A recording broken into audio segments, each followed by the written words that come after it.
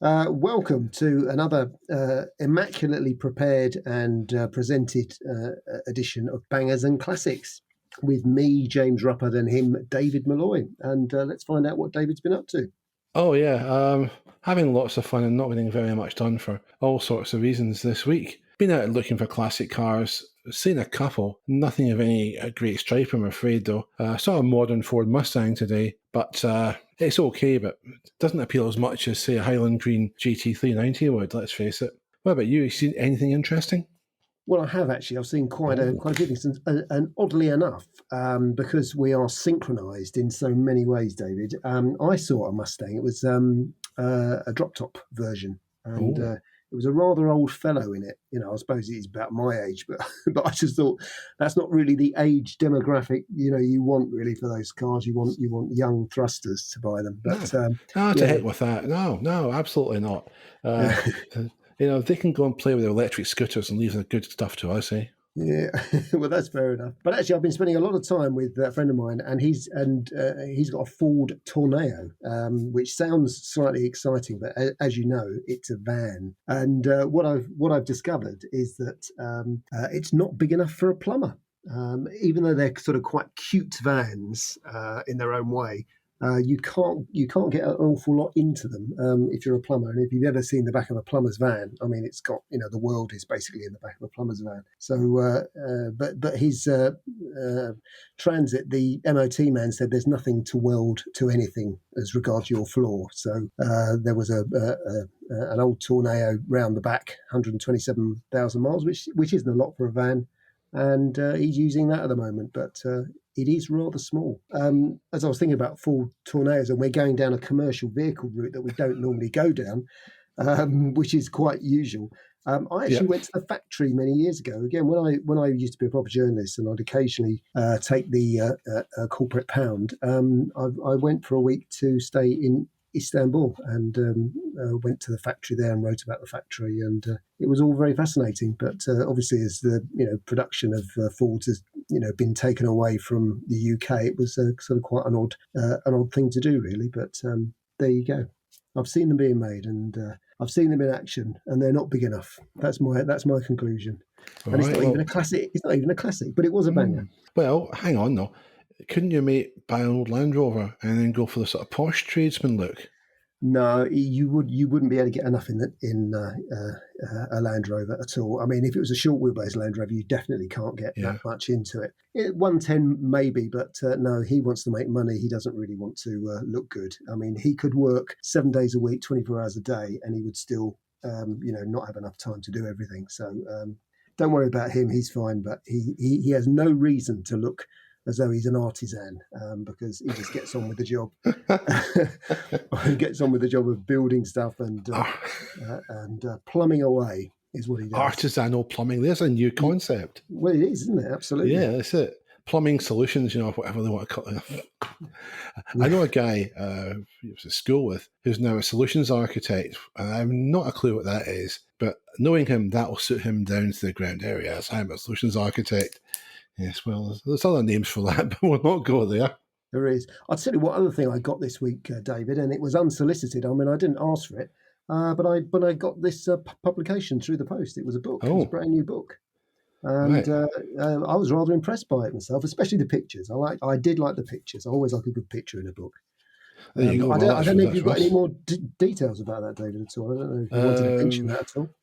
No, not really. No? I mean, no, completely lost in me. I mean, really? I'm just a gadget, mate, Are you really? Yeah. No, it's Russell Wallace was responsible for the pictures, and yeah, they are very good. One of the things with the previous book, the F1 book, the paperback was supposed to have artwork in it by a guy called Marcus Ward, who's also very good. But we tried to print it out, his colour drawings, translate them into black and white for the book. It just didn't work. The quality of the image was too high for the paper. For this book, obviously we'd found out there were certain things you can't do with that level, that quality of paper. So the images effectively were designed or calibrated to try to look good on that, the not tremendously great quality of paper that's used for these kind of books. And it succeeded. And that's no reflection at all on Marcus, because his images are fantastic. It's just that unfortunately they were just too good for the paper. I've got one copy. There was one copy of the book made with images in it, which I've still got. I might actually send it to Marcus one of these days because he should really have it, not me. Moving on to other matters, I seem to have picked up a few listeners of late, so I'm going to put out an old appeal again. I'm going back to the old obsession. Seat Ibiza Schmidt-Hott billboard. If you've not heard this before, basically some years ago, back in the 90s, possibly even the 80s, there was a billboard in my hometown which depicted a Seat Ibiza. It could have been when Porsche did the engines, or it could have been when VW took over. I can't remember which, to be honest, because I've been giving this a bit of thought. But it was a new Ibiza. I think it was the SXI, and the tagline on it was Schmidt-Hott. I thought that was really quite cool. I didn't see it anywhere else at the time. I've never been able to find an image of it. I'm the only person that seems to remember it. So please tell me I'm not mad. Okay, well, tell me I'm not mistaken then. That's maybe more accurate, because I'd love to know when that was released. And indeed, if anyone can direct me towards a copy of it, that would be fantastic. We reopen an old obsession, James. Oh, absolutely. Yeah. I mean, where would we be if you weren't obsessed by something or other? We'd probably be in quite deep trouble, wouldn't we, really? Because you just have to find something else. Well, you'd have to find someone else to do a podcast with, really, wouldn't you? You say we'd be in deep trouble. I mean,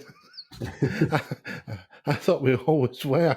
Well, I think we are, absolutely. Yeah, usually that's it. Always being pursued by the authorities. You've got the Air Forces after you. Have two countries now, I had. Exactly. And the FBI have got a file about 10 inches thick on me, but they can't figure out what to charge me with. So I'm still at liberty at the moment. Yes, well, we're lucky to be at liberty, both of us. Let's put it that way. Yeah.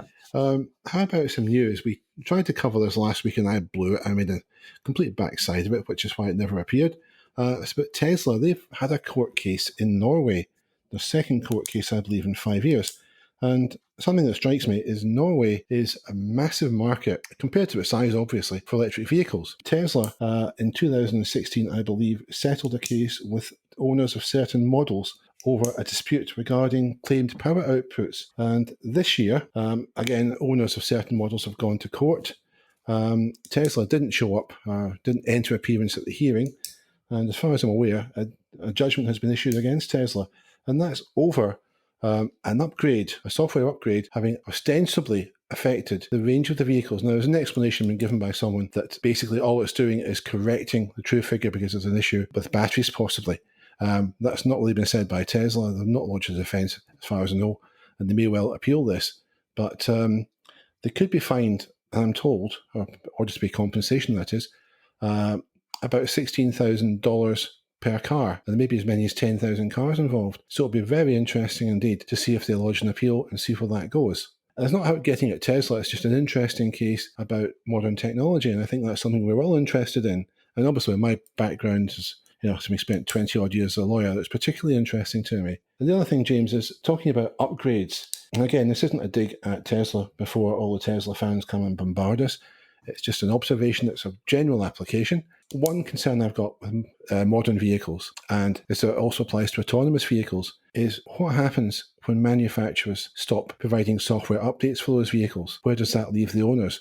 Because we've seen it with everything from mobile phones to tablets, etc. Manufacturers support them for so long, and then they stop. And that leaves the owners usually requiring to buy something else. Hopefully that isn't going to be the case with electric vehicles and autonomous vehicles. What are your thoughts? Well, I've read a book called there was a couple of books by Vance Packard. There was The Hidden Persuaders about the advertising industry, and there was the other one which I can't remember now. It's gone out of my head. But he basically talked about the concept of built-in obsolescence, and I think that's what we have now. I mean, that's what they were doing in the 1950s. They would deliberately change everything for the next model year. So all the trim, I mean, when you think about it, it's absolutely phenomenal what they actually did. There was sometimes very little difference between, there was a massive difference between a 60 and a 61, anything at all, because they changed it all because it was all about marketing. It wasn't about support. It wasn't about engineering. They really couldn't care less how safe or unsafe people were. Safety didn't sell in those days, but it was just change for change's sake. And in a way, that's what we see, I think, with a lot of electrical systems that we now have. But as you know, you can unlock electrical systems. Your brand new car may come with everything, but if you haven't paid the right price, you've only got a certain amount of unlocked for your particular spec. And that's just a big multinational global corporation behaving like a huge multinational global corporation, isn't it, really? They just want money out of the poor saps who pay the money for the stuff. But there you go. You make a choice. And the choice should be a banger or a classic, shouldn't it? I think so. I mean, you say about change for change's sake. A lot of people would advocate change equals progress. And my answer to that is cobblers. It doesn't always. And in fact, it doesn't usually. But we'll not go into that. That's a story for another day, really, an argument for another day. And I think on that note, we'll take a quick break. You're listening to the Bangers and Classics podcast, featuring His Worshipfulness James Ruppert and his sidekick, the man who makes Old Man Steptoe look tidy, David Milloy. Well, we're back after a very long break in which we recorded the whole section that we've now lost because the internet dropped out. Hey, way to go, technology. That's what we get for slagging it off, I suppose. Anyway, we'll belt on and we'll do banger or classic. Now, James, we've got two potential candidates this week. We've got the Volkswagen Corrado, or we've got an earlier French equivalent, the Renault Fuego. Which do you think we should go for? I think we should do both, David. Oh, there you go. Controversial. Well, the Fuego came first, so as you're the big German car guy, you lead off on the Fuego. That's the way we should do this, I think. Well, isn't the Fuego basically a Renault 18, but in a posh party frock, as much as a Corrado is a Golf in a posh party frock, in a way? I believe that's the case. I haven't researched it, of course. I used to see quite a lot of them about, and there's a lot to like about the Fuego design, in that in many ways it's sort of slightly wrong. It's a bit bulbous, it's a bit blowy. I know that there's a turbo version, but it's not, but it's one of those largely forgotten coupes, and it is largely forgotten because you don't see them because they rusted away, which was terribly sad. But at least it was interesting. It was interesting inside and out. You had a lovely glass hatchbacky thing at the back, which was always good. Microwave to shopping on the way home. Yeah, I should think so. But it was, a cheaper way of enjoying the interceptoring experience, really. But True. Yeah, I mean, it is a classic because of the fact they're all dead. So if you see one, look, there's a classic over there.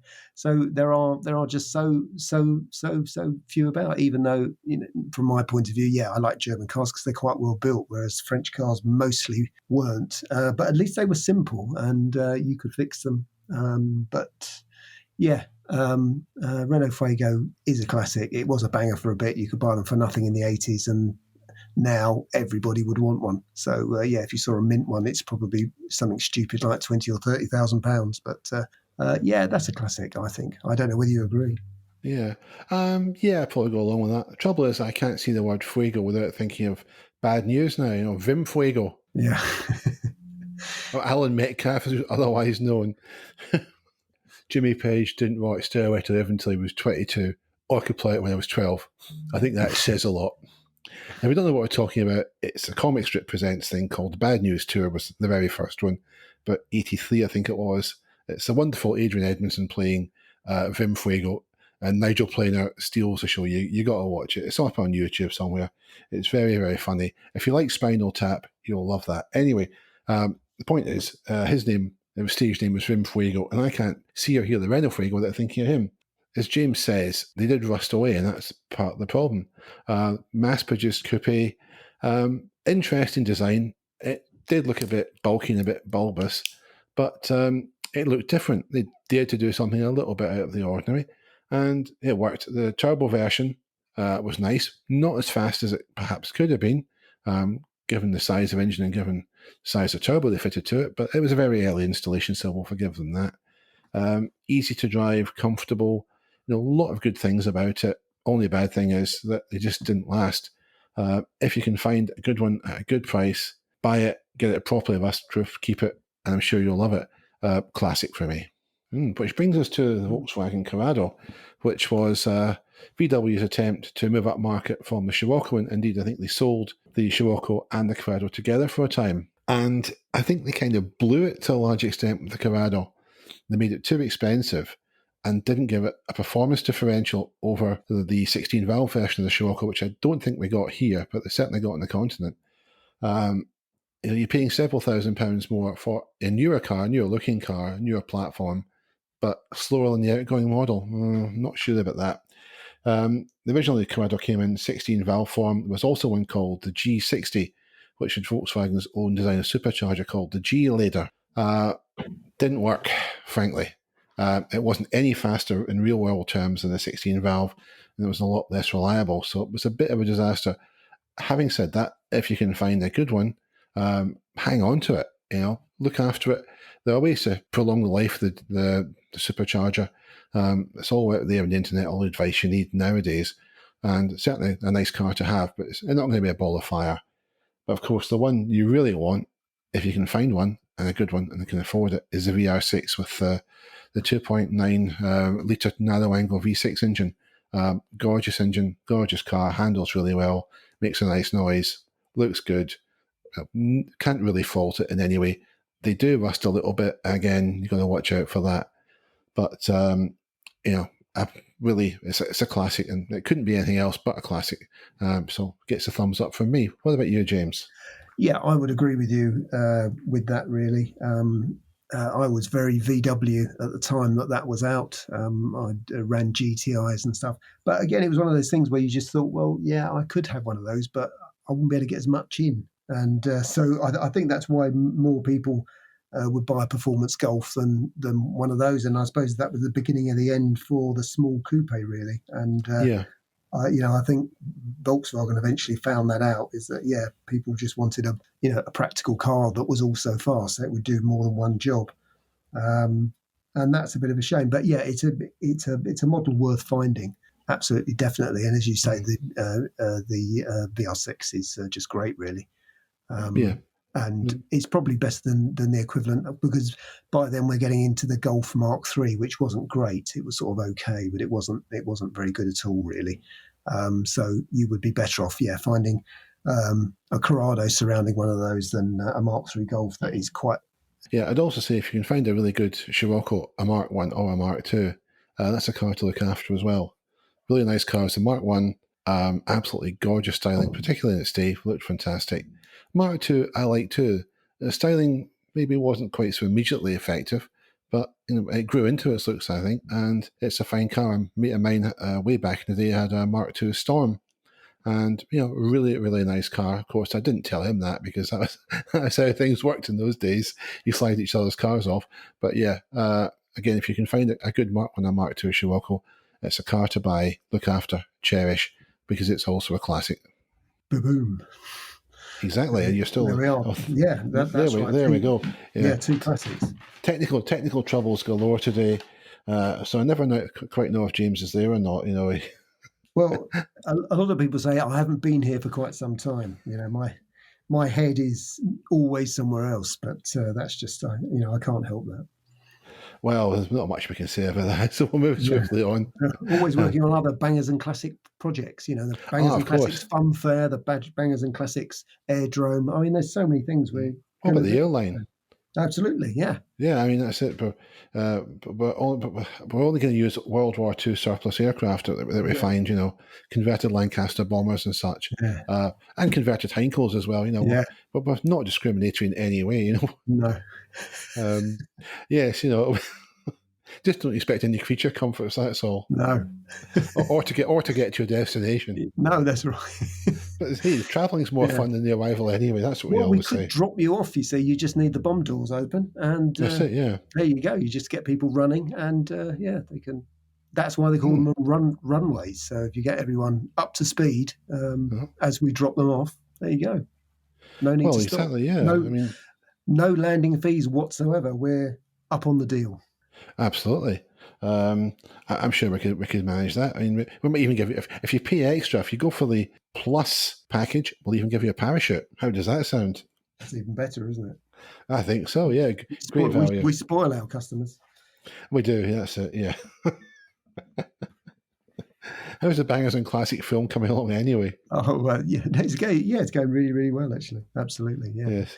Yeah, yeah, we've signed up most of the cast of the Carry On films, so Yes. we're well along the road there.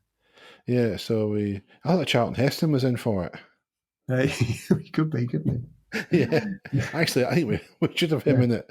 Again, I we did. can use the time machine. Of course, that's right. I did actually sell a car, strangely enough, to the producer of the Carry On films, if anybody wants to know that. Ah, Many years ago, Gerald Thomas, and yeah, he was a very nice chap. yeah, But he used to swear a lot. But so some of my best stories I can't tell you. But yeah. he was all right. Yeah, I had a client in relation to a motoring matter. I can't say who it is, unfortunately. He passed away now. But he starred in one of my favourite programmes when I was a kid. It was a programme for adults, really, but I was in my teens when it was on and absolutely loved it. He was the star of it. Anyway, came across my desk when I was working in Edinburgh. The motor claim he was claiming for some damage done to his car. He wasn't Scottish or lived in Scotland, I'll add that. And I spoke to him a couple of times on the phone. I didn't let on I knew who he was, and say, oh, God, yeah, you're that guy, aren't you? Yeah, I couldn't do that. But I'll say this, he was a thoroughly nice bloke to talk to. I do wish I could have said, I really enjoyed that programme you made, but just, unfortunately, it would be unprofessional, it would be frowned upon, and you can't have any blooming fun these days, can you? Even you couldn't have any fun back then, let's face it. Well, no, you couldn't. My missus actually worked in a North London car dealers, and no, was it? No, it was actually in the West End. And Hugh Laurie came in. He was a big bike fan. He probably still is a big bike fan. And we used to have like a sofa in the showroom, and he was lying all over it. And my missus went up to him and said, "I know who you are." And he just smiled, as I suppose he would do. And she said, "I've never felt so stupid in my life," because afterwards you think, yeah, what a daft thing to say. But there you go. Well, of course, he used to got a Scottish member of staff go up to him and call him Shug, because anyone in certain parts of, certainly the west of Scotland, if you're called Hugh, you're given the nickname Shug. Don't ask me why it is. Oh, right. If they can't pronounce your name as well, they'll call you Shug or something like that. And there's a couple of stories, again, like you, James, I can't repeat, unfortunately. More is a blooming pity, but there you go. We do have to watch ourselves to some degree. Anyway, Absolutely. we'll take a break, and hopefully this one actually has recorded. Let's find out, shall we? It'll soon be Father's Day, and if you're looking for a nice gift for the petrolhead in your life, then why not get them a book? Makes a great gift, and indeed James and I can help you out there. We've both written a number of books, all of which make excellent presents for petrolheads, and you can find details about them on the Bangers and Classics website, www.bangersandclassics.com. Let's look next at something we've not really covered before, roads. Driving roads, that is. Well, James, are there any roads that you particularly enjoy driving? I don't mean at speed, just roads that you actually enjoy for the sake of maybe the view or some other factor.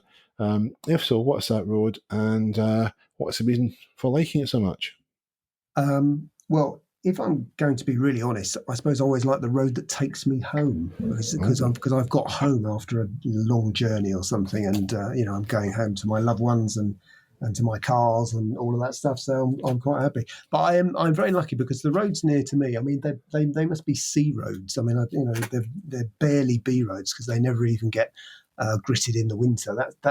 That's how off the beaten track. So I'm really, really happy on these roads because obviously there are no speed cameras. Not that I speed at all, but I'm not being watched. There's very rarely a centre marking. That's how narrow they are as well. And they're just very, very pleasant roads. So I think the best thing that you can do, because I used to live to the north circular, which is if we're ever going to do worst roads in the world, that's the worst road in the world, closely followed by the south circular. Although the south circular isn't really a road because it isn't a road and it isn't circular. But I digress there. If I was being really pretentious, then it is the Pacific Coast Highway, which I drove many years ago, and we did explore with the wonderful roof rack experience. I was going to say, yeah, of Lee Marvin, which people should visit because it's one of David's marvelous stories on a previous podcasts. But that is extremely memorable because it was just so pretty and beautiful. And you just cruise along there, and it was rather lovely. Went all the way from LA to California to San Francisco, and so Right. it was great. And it was a very, very, very nice time, very relaxed. Went over the Golden Gate Bridge, actually. That probably doesn't count as the Pacific Coast Highway. And there was a massive accident in front of us, and we sort of drove through this massive accident. It was really unbelievable. It was like cars everywhere, and it was a bit like a film. And everyone had missed us, and we just thought, we're in a hire car, let's keep going. Because I don't think anybody died. It wasn't as bad as that, but it was just like, it was a bit like a film. So I sort of remember America for that as well. But driven over there a few times, which is good. If you get the opportunity to drive in America, people, it's always worth it. There's lots of room. So you shouldn't hit anything or anybody. What about you? Yeah, I've only been to America once. It was the other side of the country. I drove over to Cape Cod from Boston. That was a nice drive, nice place. But my favourite driving road has to be the Ayrshire Coastal Road, which starts in a place called Skelmerley and finishes up just beyond Ballantrae. There's a particular section that's great. The character of the coast changes quite a lot over its distance. At some points, it's very low-lying. There's no elevation not much elevation change between the sea and the countryside, and further down it becomes a lot more craggy. You get some cliffs, etc., and a really nice castle sitting overlooking the Firth of Clyde. It's really rather nice. But the bit I like best is a section of the A719 from Ayr down to almost down to Culzean Castle, and it's just runs past where I used to live. It runs past where I used to go to school for a short time. And again, you're sitting quite high up. You're looking across the water to the Isle of Arran, and beyond it, you can see Mull, or Campbelltown is stretching away just beyond that. You've got a fantastic feature, it's a volcanic plug called Ailsa Craig. It's a seabird sanctuary. And the nice day, the water was just such a sparkling blue. The road meanders in and out. There's a section of it that's an optical illusion, where if you stop your car in a lay-by and you take the handbrake off, the car will start to run what appears to be back up the hill. The illusion is that you think the hill is pointing downwards, but it's actually upwards. It's 180 degrees from what you expect. It's called the electric bray. If you're in that area, you really do need to try it. But please do it in the lay-by, not in the middle of the road, as I found someone doing it last week. Had to slam on the brakes. Thanks for that, whoever it was.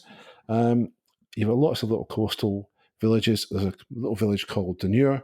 If you're a fan of the Outlander TV series, you can detour through that. There's a nice little harbour, and indeed that's where some of the scenes from the Outlander TV series were filmed, down there, the harbour and the ruined castle behind it. It's very nice. On a nice day, it's as nice as anywhere, really, to be quite frank with you. And as you come round the headland a bit further, you see the aforementioned Culzean Castle. It's a sort of baronial structure. President Eisenhower was gifted a room there, and it looks out to sea again over the Firth of Clyde, and it's really rather lovely. And it's a different view, obviously, in each direction. So if you drive it from one end to the other, do come back the other way. If you go down further, you can pass down past Turnberry, where the golf course is, where the hotel owned by the Trump organisation is. I don't think the 45th president's currently in residence. Old RAF airfield, and so on and so forth. Just a really, really nice road to drive. Very chilled, very relaxing, very good. So there you go. Sometimes home is best. It is. I think that leaves us with perhaps one thing to look at. The worst big selling car from the 70s and 80s, excluding the Allegro, the Marina, and the Princess. Any candidates there, James? Well, actually, the Ford Sierra, because I was in the car trade when the Ford Sierra had only been out a very short time, and that was the world's worst part exchange. If one was ever in the vicinity, you had to avoid it. You had to not buy it, otherwise you'd be sacked, or you had to make sure that you'd sold it on for more than you'd bought it for, because nobody liked it. It was the Jelly Mould. It was and as we all know, all it was a Cortina with a Jelly Mould on top. There really wasn't that much more to it. I know lots of people like them now, and they get very dewy-eyed about them, but really they were quite basic pieces of machinery. But it was very, very clever because Ford made lots of money from them. Yeah. But they were very difficult to sell, especially in the early days. Nobody wanted to buy them at all as part exchanges, so you had to avoid them. So that's part of my thing, is that I was always warned off them. But I don't know whether you'd agree with that. Well, I don't know. I mean, the Sierra was never as successful as the Cortina. In fact, I don't think the Sierra, and I could be wrong about this, but I don't think it was ever the best-selling car in the UK in any given year. No, I think you're right. The Cortina was multiple times, but the Sierra never was. The Sierra originally, I didn't like the styling, as you say, the Jelly Mould, which was kind of carried on by the Mark II Vauxhall Astra. I always thought it was a bit of a Jelly Mould as well. But I did like the Sierra XR4i, the original version, with the sort of biplane spoiler and the 2.8 litre, or was it 2.9 V6 engine. I quite liked that. Over the years, it's kind of grown on me, as opposed to the Sierra. Never liked a Sapphire, but I'm not a big fan of booted cars, so that's probably one reason why.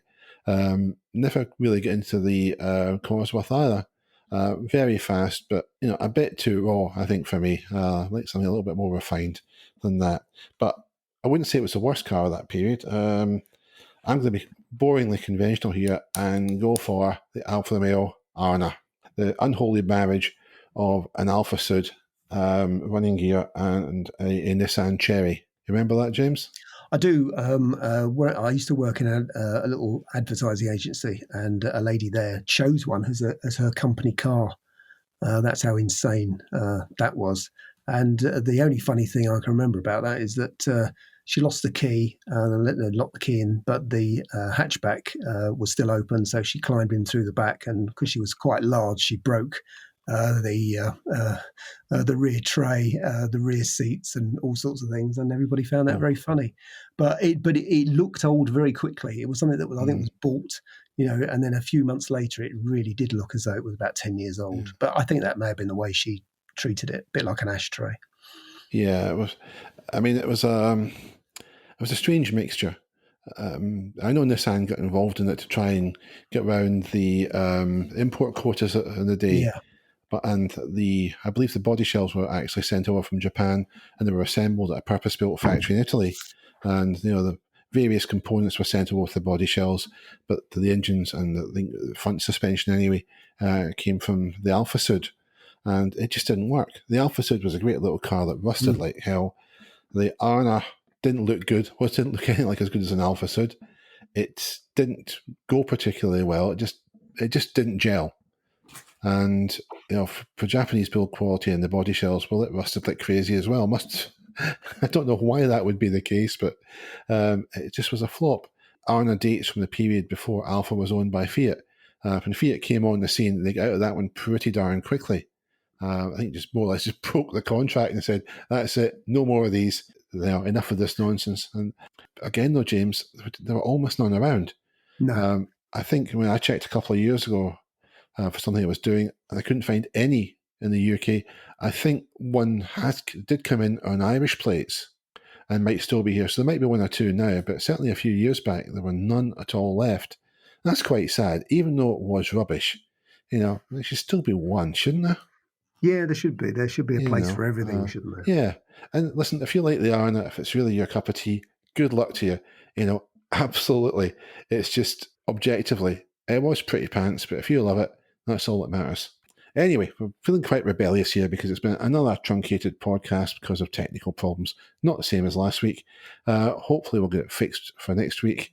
Otherwise, there were no windows left in this house because I've thrown the equipment through all of them by that stage. So, on that somewhat downbeat note, I'll say thanks for listening and goodbye. And goodbye from me.